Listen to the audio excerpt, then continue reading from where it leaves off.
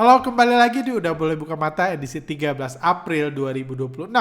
Pada video kali ini dalam kondisi Udah Boleh Buka Mata kita akan melihat bagaimana pergerakan bandar, pergerakan asing di IHSG dan di saham-saham menarik di bursa kita merespon kondisi terkini di dunia yang dimana tidak tercapai agreement perdamaian antara Amerika Serikat dan Iran, dan perang diprediksi akan kembali memanas dalam beberapa hari ke depan, apalagi setelah gertakan baru yang diberikan oleh Donald Trump. Juga harga minyak yang udah langsung loncat, bursa-bursa global juga sudah mulai kembali terkoreksi. Tapi puji Tuhan IHSG yang tidak ikut terkoreksi masih terus bergerak naik, masih terus digoreng karena IHSG dalam seminggu terakhir udah kembali di take over oleh saham-saham yang tidak berfundamental.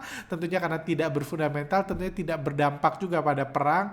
Puji Tuhan IHSG sudah kembali digoreng, kita sudah merasakan kembali zaman-zaman kejayaan. At least kita dapat flashback lah, dapat udah bisa mengenang kembali zaman-zaman kejayaan IHSG, di mana IHSG ditopang, dikomandoi oleh supir angkot, di mana IHSG terus bergerak naik disertai dengan saham-saham supir angkot, saham-saham konglo dan saham-saham non fundamental yang digoreng secara luar biasa. Itu juga akan jadi pembahasan kita, dan juga saya hanya memilih 3 saham aja untuk dibahas secara detail pergerakan bandarnya sebagai gabungan dari 3 unsur saham, 3 kategori saham yang disukai investor retail seperti itu. Oke, langsung aja kita bahas.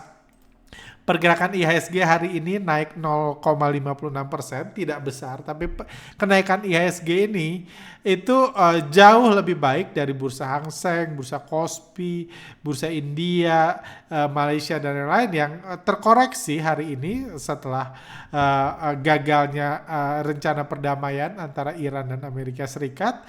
Harga minyak naik, IHSG tetap menguat, dan kenaikan IHSG ini sudah terjadi 4-5 hari terakhir. Kita lihat di sini 5 hari terakhir, dan semuanya kenaikan ini disebabkan hanya oleh bisa dibilang hanya oleh kebangkitan saham-saham supir angkot, di mana saham-saham Barito Group kembali menjadi tulang punggung. Kami sudah mengatakan bahwa pada podcast sebelumnya juga ya, hal termudah untuk IHSG rebound itu bukan investor asing yang berhenti menyerang Indonesia dan lain, tapi hal yang paling simpel adalah supir angkot kembali menggoreng sahamnya, menaikkan, dan mudah-mudahan krisis internalnya sudah berakhir yang bisa membuat mereka leluasa lagi menaikkan saham-saham non fundamental, saham-saham nggak punya kantor untuk menjadi penopang IHSG. Dan selama seminggu terakhir di Telegram saya sudah mengatakan, sudah menjelaskan kepada teman-teman yang masih keras kepala, masih merasa saham non fundamental sebaiknya hancur. Mereka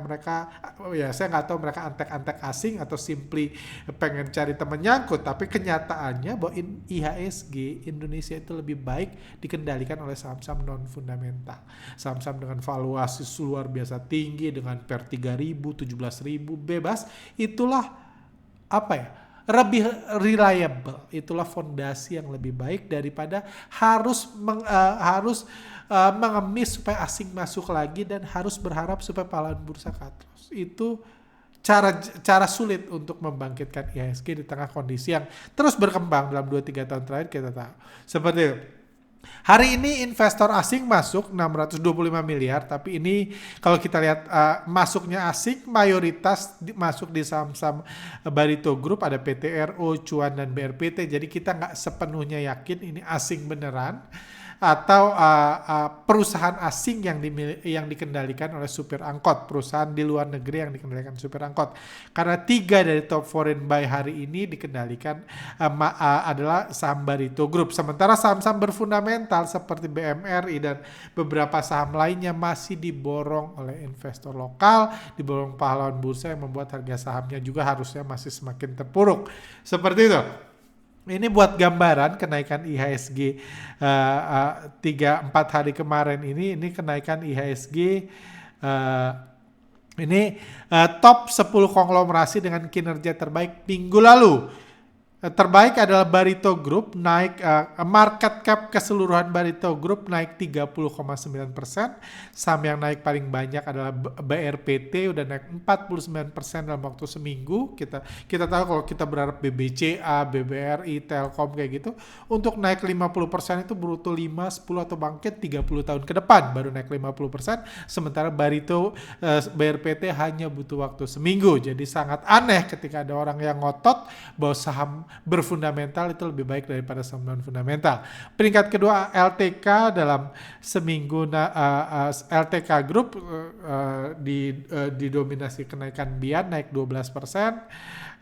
Secara market cap tambah 46 miliar, juga 46 triliun. Bakri Group juga rebound naik 45 triliun di minggu lalu, naik 15% dan seterusnya. Ada MNC, Aguan Group, Hapsoro dan seterusnya.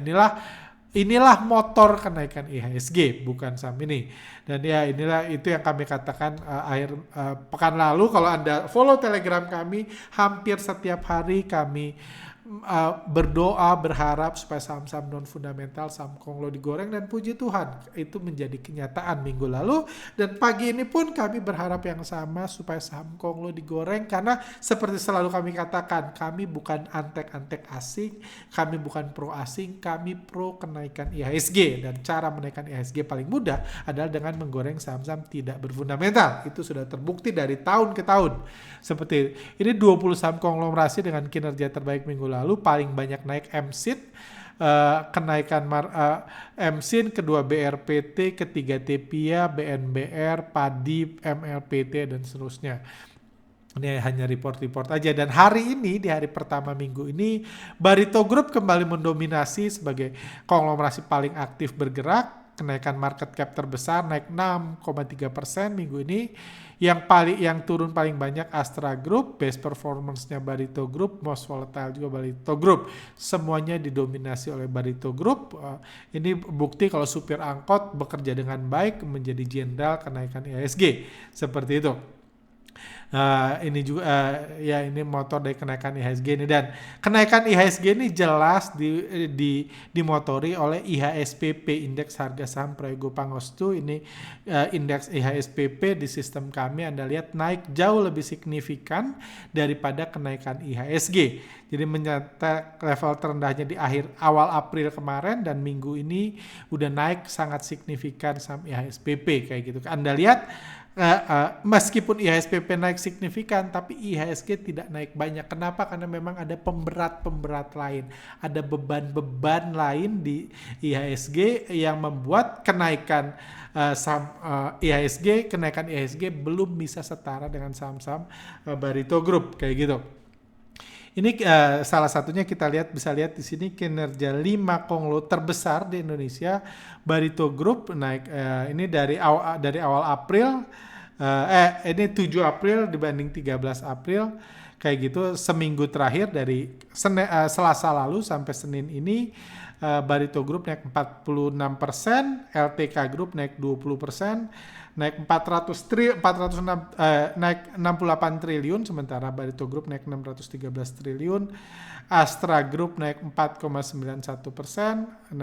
Ini peringkat ketiga ada Salim Group, ada Sinarmas. Banyak. Kalau ada yang masih nanya kenapa Jarum Group nggak ada, karena kami tidak menganggap BCA sebagai saham konglo, karena udah kami bahas juga di Telegram, BCA itu kepemilikannya dikuasai oleh asing. Jarum Group tidak punya saham yang bisa dijual, jadi tidak punya kepentingan untuk menggoreng saham BCA karena saham mereka nggak bisa dijual. Jadi ini bukan masuk kategori konglo, saham konglo milik Jarum Group BCA. Jadi inilah 5 konglomerasi terbesar di Indonesia, dan kinerjanya Barito Group terus mendominasi sebagai jenderal IHSG.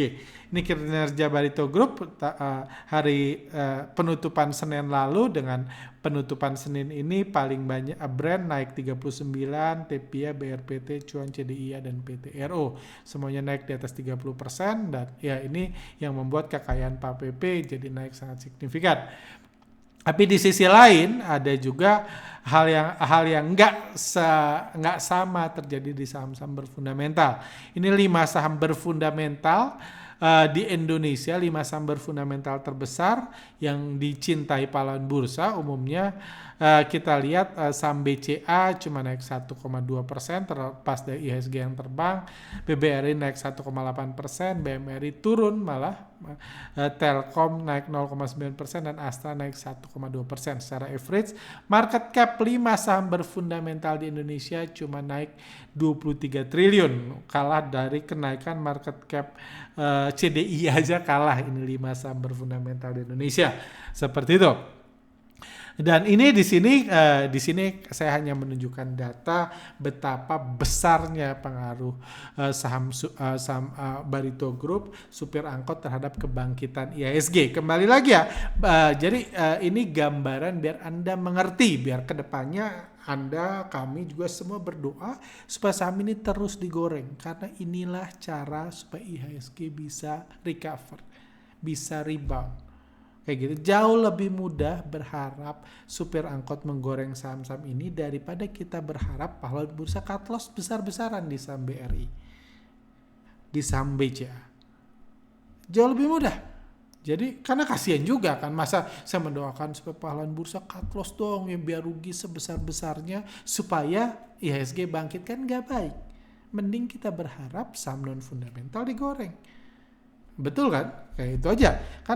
Karena untuk asing masuk, para investor-investor retail yang nyangkut di saham-saham berfundamental ini harus cut loss, tidak ada pilihan lain. Karena barang banyak di mereka. Untuk naik mereka harus cut loss. Jadi itulah ininya.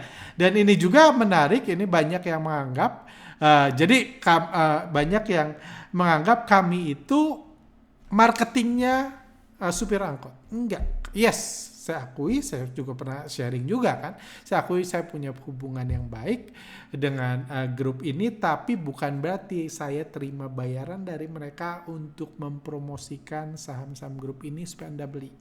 Berkali-kali saya omong dan akan terus saya ngomong, please jangan beli saham ini. Karena saya percaya investor retail itu kalau yang untung sedikit, yang rugi banyak. Jadi saya nggak mau ada banyak investor retail masuk ke saham ini, karena nanti kalau banyak masuk kayak BRI, rugi bareng-bareng. Mendingan saya aja yang untung daripada kita semua rugi kan. Selalu saya berkata seperti itu. Jadi saya tidak mengajak siapapun masuk, dan saya juga bukan selalu mengatakan hal yang baik tentang saham supir angkot. Kalau nggak percaya, Anda search di Telegram kami. Ini saya search tadi pagi kata kunci supir angkot. Kami bahas tanggal 27 Januari, 29 Januari, terakhir 4 Februari. Itu waktu serangan MSCI ke Indonesia, itu yang kami katakan. Dan terbukti, setelah kami bahas itu, harga saham-saham supir angkot naik gila-gilaan, jadi motor kebangkitan IHSG. Setelah tanggal 2 Februari kami diam. Kami nggak pernah menyarankan buy on weakness, kami nggak pernah mengatakan targetnya tinggi, dan lain udah murah, nggak, kami diam. Kami nggak pengen retail masuk ke saham itu, kami juga nggak pengen bandar dapat kemudahan untuk jualan ke Anda saham itu. Saya jangan samakan saya sama influencer fundamental, ya, antek-antek asing, seperti itu. Dan saya baru ngomong lagi minggu lalu.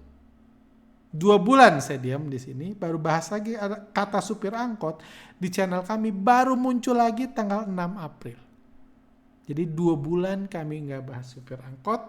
Terakhir saya mention di itu sebelum saya liburan, saya mention ada hal bahaya, ada hal yang nggak nyaman, yang membuat saya nggak rekomen saham-saham konglo, termasuk saham supir angkot. Itu pesan saya terakhir di YouTube sebelum saya liburan. Bisa ditonton lagi, semua jejak digitalnya ada. Baru setelah itu, ketika saham supir angkot terus naik, kami terus bahas. Kami terus harapkan naik dan lain. Seperti itu. Jadi apa yang saya mau katakan dari sini bukan pamer dan lain. Saya mau menjelaskan, kalau Anda yang mau nekat masuk saham supir angkot, kalau selama ini Anda fundamentalis, selama ini Anda pahlawan bursa, selama ini passion Anda nyangkut, selama ini Anda beli, tidur, nyangkut, dapat BLT, itu aja cerita investasi Anda. Beli satu saham karena fundamentalnya bagus, ditinggal tidur karena Anda tenang beli saham tersebut. Setelah bangun Anda nyangkut parah, udah itu Anda berharap dapat BLT, dapat dividen. Kalau selama ini Anda seperti itu, mau tetap seperti itu, silahkan. Itu hak Anda, itu keinginan Anda, silahkan. Tapi kalau Anda mau bertransisi ke saham-saham non fundamental, ke saham supir angkot, please jangan lakukan itu. Please jangan lakukan itu, please jangan beli, tidur, tiba-tiba berharap itu kayak gitu, please jangan. Pertama, karena saham supir angkot nggak bagi dividen, nggak bagi BLT. Mereka bagi-baginya capital gain, nggak bagi BLT mereka. Kayak gitu, itu satu, nggak bagi. Jadi nggak bisa ditinggal tidur dapat BLT, nggak bisa. Dapat dividen nggak bisa, itu satu. Kedua, karena untuk masuk saham ini Anda harus masuk, harus keluar. Masuk, keluar. Bahas, berhenti bahas. Bahas, berhenti bahas. Harus kayak gitu. Nggak bisa disamakan. Hanya karena saya bilang saham supir angkot tidak, minggu lalu di podcast terakhir saya bilang saham supir angkot jatuh tanpa distribusi bandar. Bukan berarti Anda langsung beli, udah itu langsung terbang, akan terus naik sampai 10 tahun ke depan sehingga bisa diwariskan ke anak cucu Anda. Nggak seperti itu. Nggak seperti itu. Jadi Anda harus tahu kapan entry, kapan exit. Anda harus punya metode. Kalau Anda belum punya metodenya, jangan. Jangan beli, mendingan dapat BLT aja. Itu saran saya. Kayak gitu. Itu ininya. Jadi itulah gambaran dari kebangkitan IHSG dan itu juga hal yang nanti kita bahas gambaran pergerakan bandar dibanding kebangkitan itu. Update di sisi lain perang Iran dan ini memanas dalam 24 jam terakhir. Pertama keluar berita bahwa Amerika gagal tidak ada kesepakatan dalam negosiasi antara AS dan Iran. Gak ada kesepakatan, sama-sama pulang tanpa ada kesepakatan. Udah itu seperti biasa orang gila yang satu ini ngamuk dan mengatakan dia bakal memblok Selat Hormuz. Dan ini menarik ya, sebelumnya Iran yang ngeblok, sekarang sesama orang gila, sekarang Amerika ikut ngeblok. Kayak gitu. Dan terbukti ternyata Iran merespon. Dulu kita kira Iran doang yang ngeblok supaya semua berhenti. Ternyata selama ini Iran jualan minyak lewat selat itu. Sekarang Amerika ikut ngeblok. Amerika ikut ngeblok dan langsung harga minyak langsung terbang 7% hari ini dan menyebabkan kejatuhan bursa-bursa Asia tadi pagi. Tapi kalau kita lihat gambaran besarnya, meskipun kondisi kembali panas lagi, harga minyak kembali naik lagi dan ketidakpastian kembali lagi dari sisi perang, reaksi market udah jauh lebih kalem dibanding bulan-bulan sebelumnya. Artinya apa? Seperti saya katakan, perang ini setelah worst-nya udah nggak muncul lagi, ketakutannya, ketidakpastiannya sudah mulai predictable. Jadi udah nggak ada ketidakpastian. Buruk iya, tapi udah predictable. Lama-lama berita perang Amerika dengan Iran ini udah jadi kecap. Lama-lama bursa dunia nggak ngefek lagi. Di Indonesia apalah udah nggak ngefek karena di waktu yang sama supir angkot lagi serius ngegoreng, mau perang mau apapun nggak ada yang peduli. Seperti itu. Dan kedepannya kalau kita melihat kayak gini, kita akan expect gejolak bursa semakin kecil. Resiko bursa trading halt dan lain-lain jauh lebih kecil kalau urusannya perang. Karena perang ini. Nah, dan saya pribadi udah nggak terlalu takut dengan kondisi perang memanas dan lain karena menurut saya lama-lama jadi kecap. Rusia sama Ukraina masih perang hari ini kan cuma jadi kecap kan. Lama-lama yes kayak gitu. Kondisinya seperti itu karena kita tahu fundamental sudah mati. Ini lagi ngomong kekhawatiran investor dan kekhawatiran bandar aja. Ekonomi hancur nggak apa-apa, bursa masih bisa naik. Tapi kalau bandar takut, bandar khawatir, tentunya susah bursa naik. Karena kalau bandarnya khawatir, retailnya khawatir, yang naikin siapa? Kayak gitu kan. Sama seperti itu misalnya ada mobil, supirnya khawatir, penumpangnya khawatir, terus yang nyetir siapa? Tapi ketika kekhawatiran mulai hilang, meskipun ekonomi semakin hancur, bandar masih bisa menggoreng saham. Itulah yang kita doakan, itulah yang kita harapkan supaya IHSG terus naik meskipun perang terus berlangsung. Seperti itu. Oke, sekarang saya kasih share 3 saham. Jadi gambaran besar supaya Anda ini, saya nggak mau promo banyak saham, membahas banyak saham karena menurut saya kondisi masih bahaya. Pertama saham Tepia, ini saham dengan kenaikan market cap terbesar di Barito Group, naik 6,5% hari ini. Ini analisa kepemilikan saham Tepia, kalau Anda lihat Kepemilikan TEPIA pemegang saham di atas 1%-nya ada Barito Pacific 34% dari keseluruhan saham. Ada sebagian saham scrip yang nggak bisa dijual, sebagian saham scrip plus yang bisa dijual oleh Barito Pacific, BRPT. Kayak gitu. Kedua adalah ini Top Investment Indonesia, ini lokal korporasi yang kepemilikannya juga saham scrip. Ini juga nggak bisa dijual, jadi kita nggak usah pedulikan. Siapa yang bisa jualan TEPIA, siapa yang aktif membeli TEPIA, Pak Prayogo Pangestu, total dia punya 5% dari saham TEPIA. Ini ada perusahaan lain, SCG Chemical Public Company, ini juga saham scrip, nggak bisa dijual. Tapi ada 2 institusi asing yang bisa bergerak di saham TEPIA, ada Bangkok yang terdeteksi namanya, ada Bangkok dan Marigold, itu punya 3 dan 1%. Ini asing beneran ya, bukan asing milik Pak PP, asing beneran yang punya TEPIA. Jadi kalau kita lihat kepemilikan TEPIA ini udah cukup solid, udah ada banyak pihak-pihak luar, ada Bangkok, Bank Publik dan lain-lain yang memiliki saham-saham scrip plusnya, dan saham-saham scripnya juga dimiliki oleh beberapa pihak. Di antara saham scrip plus yang ada, siapa aja nih yang pegang? Di antara saham yang ada di bursa nih, saham yang ada di bursa, saham scrip plus yang bisa diperjualbelikan, mayoritas saham yang bisa diperjualbelikan masih dimiliki oleh Barito Pacific dan Pak Prayogo. Jadi kendali terbesar, itu ini 40-56% itu dimiliki oleh Barito Pacific oleh Pak Prayogo. Jadi 2 saham inilah yang bisa dikendalikan oleh supir angkot. Pahlawan bursa itu cuma punya 1,27%, jadi masih aman, masih jauh dari musibah. Karena intinya yang peduli harga saham ini naik turun adalah yang punya sahamnya dan yang bisa jual. Jelas Barito Pacific dan Prayogo. Retail boleh peduli, tapi retail cuma 1,27%. Serugi-ruginya retail lebih ini. Reksadana lokal masih belum percaya sama ini, masih 0,1%, saham TEPIA, asuransi, sekuritas dan lainnya juga cuma 0,12%. Kayak gitu. Ada PT Top Investment, meskipun namanya Top Investment, tapi sahamnya scrip semua jadi nggak masuk dalam list ini. Di sisi lain asing, ada Bangkok Bank punya 15%, saham scrip plus, ada korporasi Marigold punya 14%, lainnya 8,9%, ini yang aktif bergerak. Nggak mustahil, ini ada beberapa titipan dari Pak PP juga. Ada reksadana asing, memang kelihatan lebih smart daripada reksadana lokal yang biasa jadi pahlawan bursa. Punya saham jauh lebih banyak daripada reksadana lokal, 1,62%, ada dana pensiun asing punya 0,7%, sekuritas individu dan lainnya asing dia punya 1,16%. Jadi di sini dilihat bahwa ini saham yang masih dikuasai asing, masih dikuasai owner. Secara profil, secara poin, peta kepemilikan TEPIA ini masih sehat. Yes, masih sehat bukan berarti beli tutup mata naik terus atau beli tutup mata dikasih BLT seperti saham fundamental, enggak. Tapi ini bukan saham yang akan delisting. Ini bukan saham yang akan digocapkan. Karena kalau digocapkan, ini yang hancur, sementara pahlawan bursanya cuma 1,27%. Seperti itu. Terus gimana pergerakan bandar di saham TEPIA? Kita lihat ini analisa foreign flow-nya, kita lihat di bulan Januari sampai bulan Februari ada akumulasi asing. Udah itu harga sahamnya turun. Harga sahamnya turun. Oh, ini saya belum perbaik ya.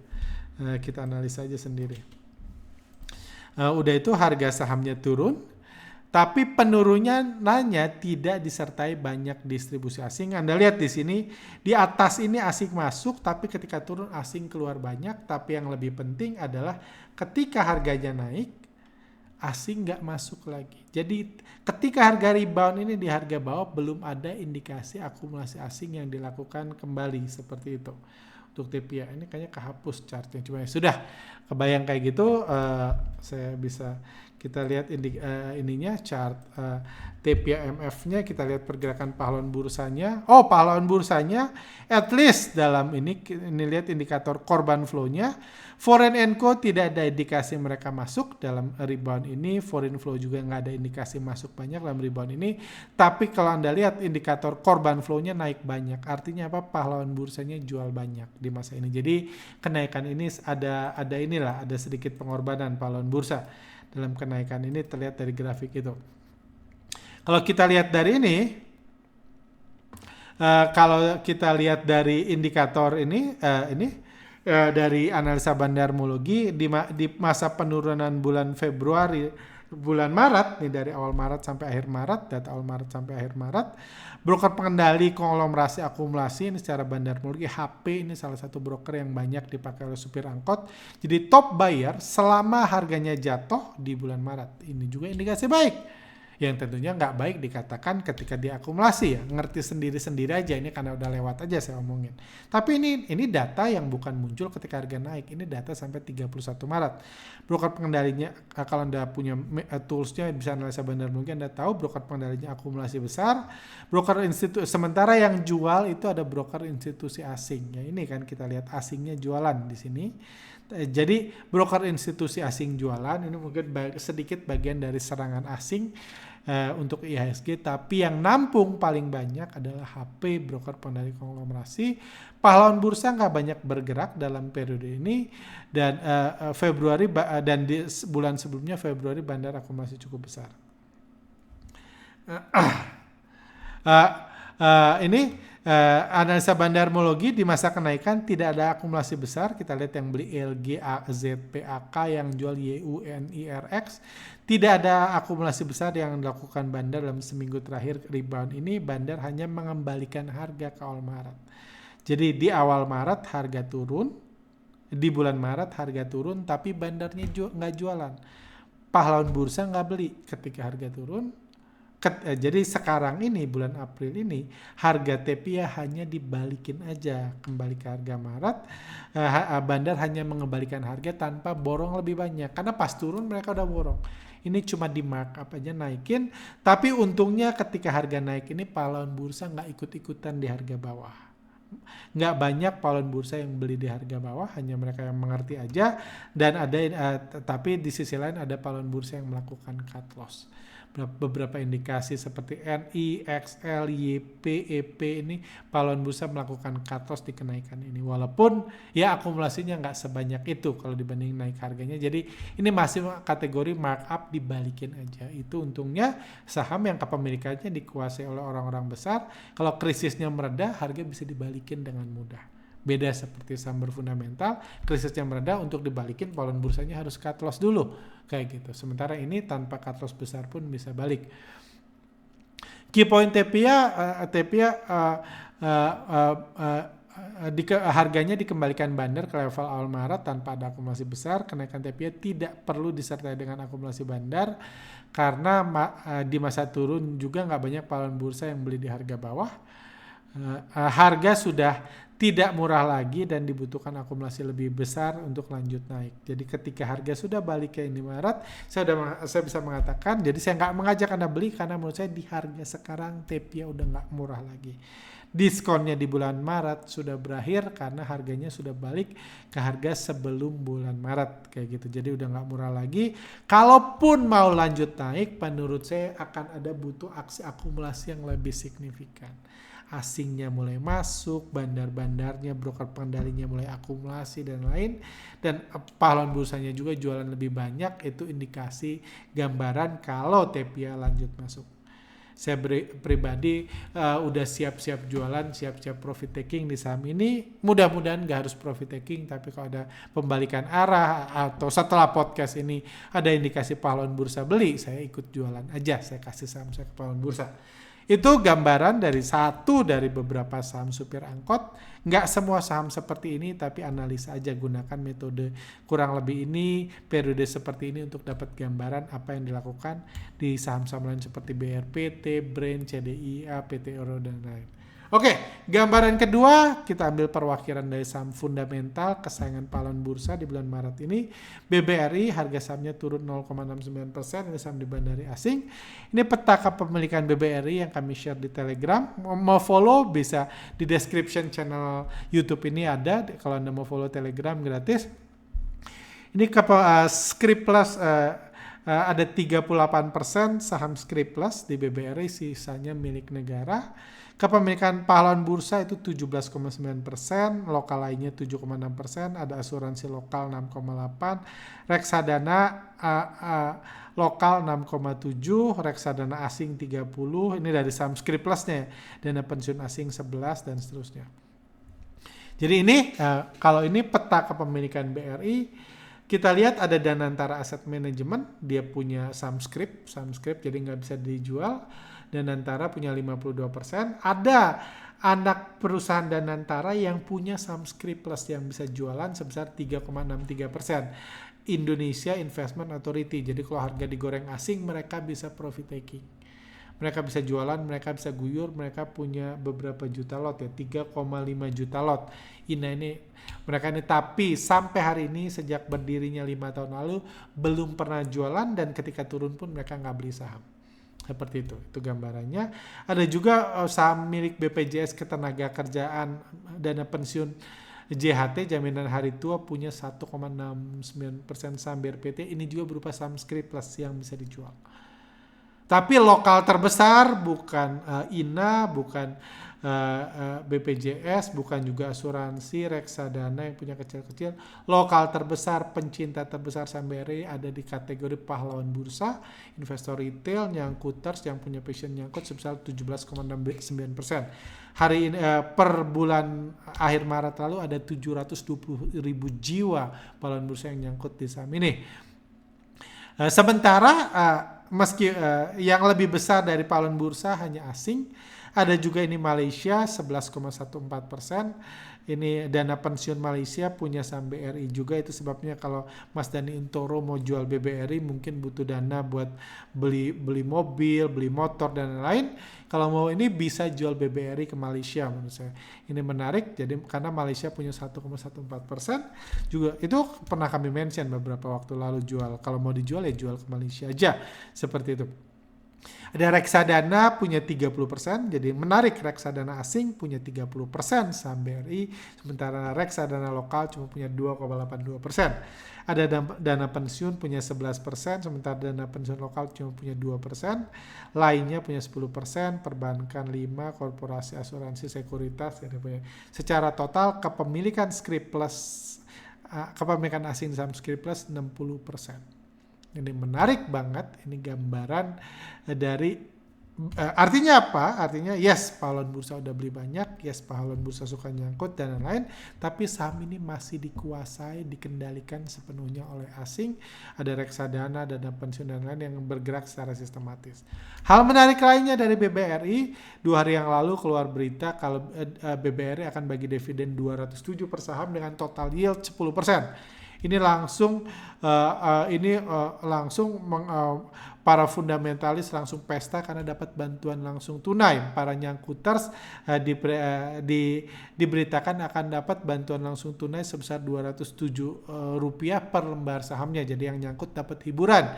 Kalau nyangkutnya 70% atau 10%-nya sudah terbayar dari sini. Seperti itu. Ini kabar baik buat teman-teman pahlawan bursa di BBRI. Dan ketika berita itu keluar, harga BBRI langsung naik. Tapi meskipun harga naik, asing pertama secara foreign flow asing terus jualan. Kita lihat ini dari Oktober, November, Januari, Februari overall asing terus jualan. Masif selama bulan Maret dan juga jualan di bulan April. 2 hari terakhir harganya rebound. Penjualan asing di stop, jadi asing nggak jualan lagi. Kita lihat foreign flow-nya rata 2 hari terakhir, tapi harganya di markup, di rebound, sentimen bagi dividen ini. Ini juga bermanfaat kalau harganya naik, jadi kalau asing mau jualan, udah bisa jualan di harga atas lagi ke pahlawan bursa. Seperti itu. Foreign flow 2.0, pergerakan foreign and co searah dengan foreign flow. Kita lihat grafik warna pink sama dengan grafik garis putus-putus ini, dan ini grafik korban flow pembelian pahlawan bursa. Korban flow-nya naik searah, turun searah dengan pahlawan bursa. Turun searah menandakan pahlawan bursa menyerap dengan baik saham yang dibuang asing dan koalisinya. Jadi ini juga udah berulang kali kami katakan, ketika reksadana asing jualan, dana pensiun asing jualan, korporasi dan lainnya jualan, yang beli bukan INA, bukan BPJS, bukan asuransi, bukan reksadana, mayoritas yang beli adalah pahlawan bursa. THR Anda, gaji Anda, bonus Anda itu yang diserahkan ke investor asing. Sementara itu, secara bandarmologi di bulan Maret, bandar terus jualan sepanjang bulan Maret dan pahlawan bursa euforia pembeli saham yang dibuang bandar menggunakan THR dan gajinya. Itu udah kami bahas sepanjang bulan Maret. Terbukti setelah data keluar, itu terbukti ada lebih dari 38.000 pahlawan bursa baru yang berhasil merealisasikan mimpinya nyangkut di BBRI selama bulan Maret. Jadi ada 38.000 nyangkuters baru ya. Ini bukan, saya nggak bahas 600.000 nyangkuters yang udah nyangkut sebelumnya.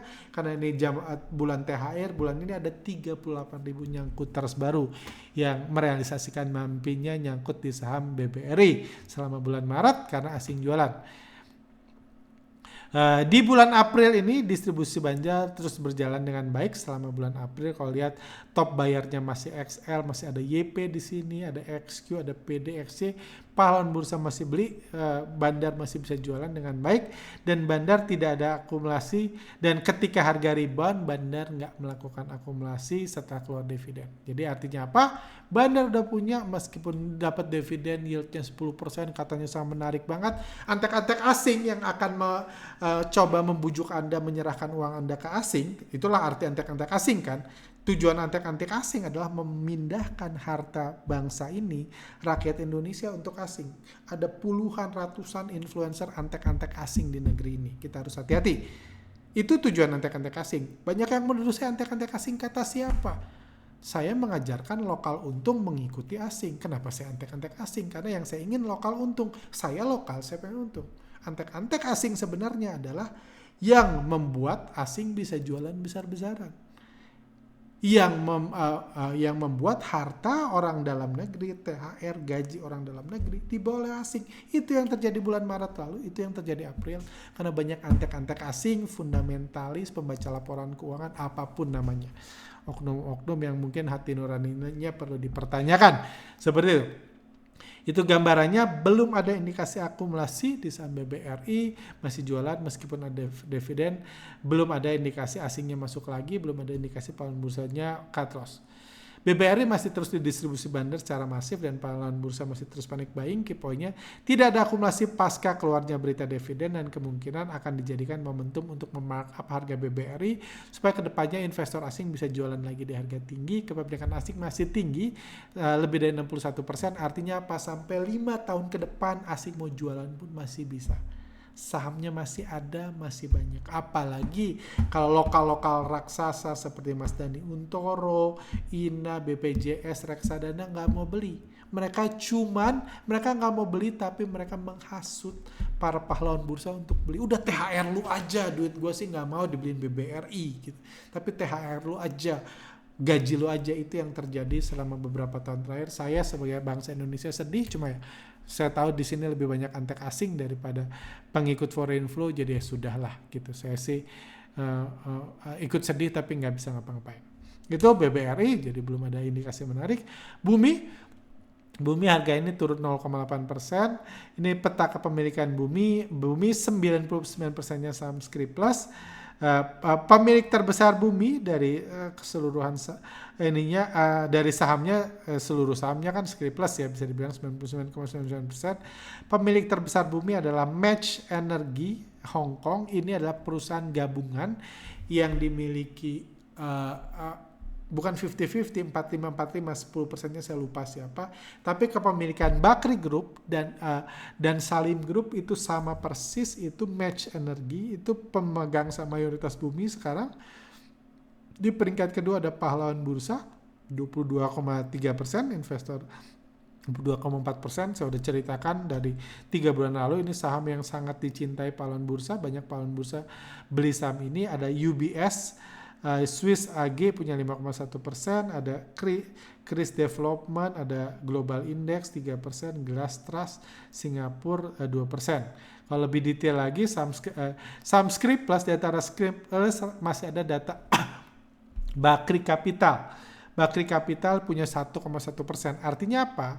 Kalau kepemilikan Match Energy itu 50-50 antara Salim dan Bakri, kepemilikan Salim dan Bakri itu dibagi rata, di saham Match Energy dengan adanya Bakri Capital Indonesia sebagai pemegang saham yang lain, artinya saham Bumi Resources masih dikuasai oleh mayoritasnya masih dikuasai oleh Bakri Group.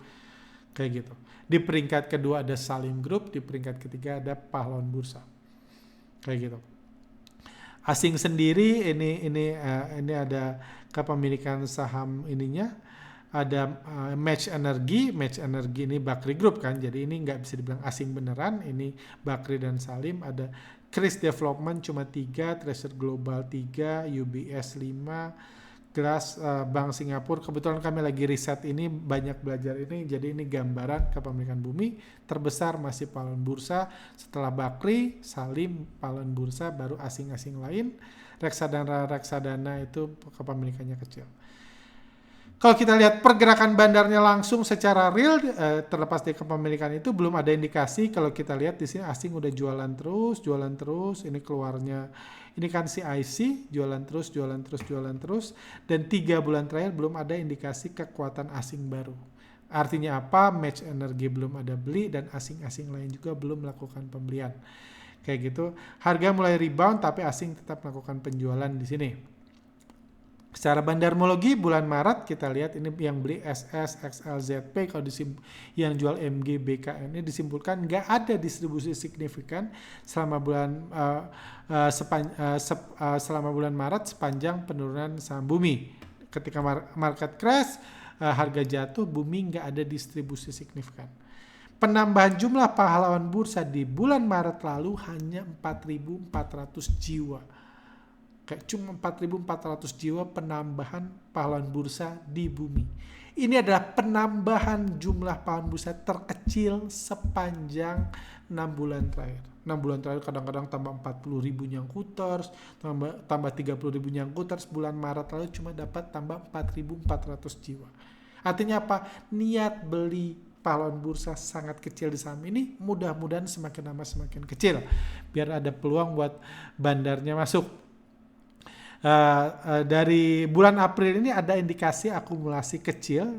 Di bulan April ini pahlawan bursa udah mulai bersedia cut loss. Ini hal baik di saham Bumi. Ada NI mulai jualan, YP mulai jualan, XC mulai jualan, XL mulai jualan. Udah ada indikasi pahlawan bursa mulai melakukan cut loss tipis-tipis.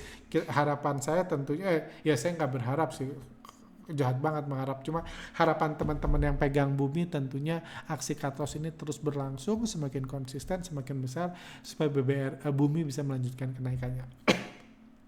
Secara gambaran ini juga masih lebih bagus sih daripada saham BRI yang pahlawan bursanya belum mau cut loss, pahlawan bursanya masih terus beli, seperti itu. Key point Bumi tidak banyak pergerakan berarti di saham Bumi sepanjang bulan Maret sampai saat ini. Pas bulan Maret ketika market crash, bandarnya nggak jualan besar-besaran, jualan besar-besarnya udah Januari Februari. Indikasi positif dari mulai adanya cut loss pahlawan bursa itu udah mulai muncul. Jika digoreng kembali, menurut saya kemungkinan aksinya akan dilakukan oleh bandar lokal. Jadi teman-teman yang pakai sistem foreign flow, hati-hati kalau saham Bumi mulai bergerak, belum tentu asingnya masuk. Tadi juga kita udah belajar peta kepemilikan Bumi ya. Seperti itu gambarannya. Bakri Group yang lain juga ada kemiripan, tapi silahkan dianalisa sendiri-sendiri. Jadi itu gambaran saya biar ini. Dan terakhir yang mau saya ini, jadi beberapa minggu ini kami terus riset. Saya fokus selain trading ya, trading lagi lah supaya angkot balik lagi. Selain trading saya banyak fokus riset. Saya banyak ya, tampilan di podcast ini juga udah banyak yang beda kan, banyak riset-riset kepemilikan, peta kepemilikan. Karena saya mulai mengkhawatirkan nih, kalau benar-benar Indonesia didegradasi ke frontier market, saham apa aja yang kokoh? Saham apa yang kokoh adalah saham yang kepemilikan asing yang ada dalam MSCI-nya paling kecil. Karena itulah yang di-dump paling kecil. Kalau tadi kayak BBRI, itu akan di-dump besar-besaran. Karena yang disuruh keluar itu mayoritas dari pemegang saham BBRI. Kayak gitu. Itu sementara saya perhatiin saham brand, saham Bumi dan lain-lain. Ini kan kalau kita lihat belajar Bumi lah, kepemilikan asing yang akan didam. Misalnya kita berandai-andai. Misalnya MSCI mengeluarkan Indonesia ke frontier market. Dari ini kira-kira mana aja sih yang keluar? Match Energy nggak mungkin keluar. Gimana mau keluar ke siapa? Dia yang punya kan. Chris Development ini juga Chris Development juga saya nggak yakin dari namanya ini perusahaan kemungkinan corporate bukan investment banking yang dipengaruhi MSCI. Treasure Global Investment mungkin lah keluar 3%. UBS Switzerland mungkin, Bank Singapura enggak, Glass Trust juga saya yakin nggak akan keluar. Jadi yang keluar paling 8% kalau di saham bumi. Kayak gitu. Paling 8%. Kalau di ini, bayangkan kita bandingkan dengan BBRI yang dikuasai oleh reksadana asing, dana pensiun, korporasi, asuransi, sekuritas asing, mayoritas sahamnya dikuasai oleh ini. Bayangkan nasib saham ini kalau benar-benar di downgrade ke frontier market dan raksasa-raksasa ini diminta untuk keluar. Seperti apa? Itulah yang saya pelajari, itu yang saya lihat. Untuk itu juga bahkan materi workshop kami tambahkan, alumni mau kami upgrade pengetahuannya juga mau kami tambahkan untuk dapat gambaran nih karena seperti saya bilang pada podcast sebelumnya, kita masih dalam kondisi bahaya, belum aman.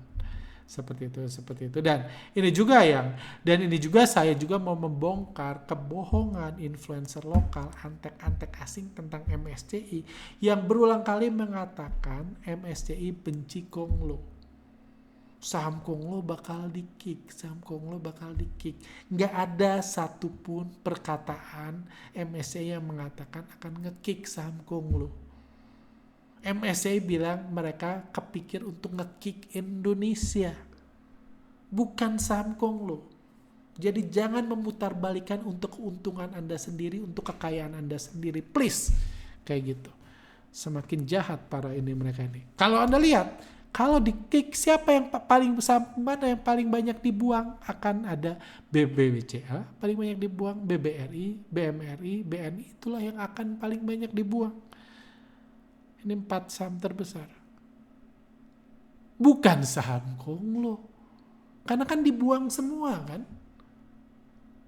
Saham Konglo kalau Anda punya data kepemilikan brand, berapa banyak sih kepemilikan asing MSCI di brand? Berapa banyak? Kalau dibuang pun berapa persen sih? Dibanding kepemilikan supir angkot di situ. Tapi beda cerita, tadi kita udah bahas BRI dan seterusnya. Jadi inilah saya mau, tolong kalau Anda ngerti, Anda peduli sama Indonesia, sebarkan. Ini knowledge ini bahwa bohong bilang MSCI, yang pasti nggak ada datanya, itu kecap, itu karangan dengan penuh kepentingan. Nggak ada datanya. MSCI mau nge-kick saham ini, saham Konglo. Benci saham brand, nggak ada kata-kata itu. Yang ada adalah MSCI kepikir untuk mendowngrade Indonesia dari emerging market ke frontier market. Saya bisa bahas sejam tentang ini, itu materi lanjutan kami di workshop, cuma kurang lebih itu adanya. Artinya apa? Saham-saham berfundamental yang sekarang dalam kondisi krisis.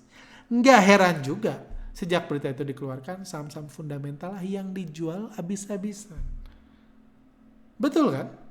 Dan jahatnya para influencer dalam negeri fundamentalis, ketika asing mau jual habis-habisan malah disuruh beli. Seakan-akan mereka bakal jual cuma sekarang doang. Sementara kalau di downgrade ke frontier market masih ada puluhan triliun yang akan dijual. Senyangkut apa mereka? Kayak gitu. Jadi hati-hati dengan antek-antek asing di negeri ini. Pak Prabowo, presiden kita sendiri, mengatakan banyak antek-antek asing di negeri ini, hati-hati. Karena satu-satunya yang bisa kita lakukan untuk menyelamatkan IHSG, ini kalau saya ngomong, untuk menyelamatkan IHSG, kalau IHSG di downgrade ke frontier market, satu-satunya yang bisa kita lakukan adalah kalau asing jualan, kita jangan beli. Karena mereka boleh mau jualan 500 triliun. Kalau kita nggak beli, mereka nggak akan dapat uang 500 triliun anak bangsa. Cuma sayangnya di Indonesia banyak lebih pengen Indonesia hancur. Antek-antek asing.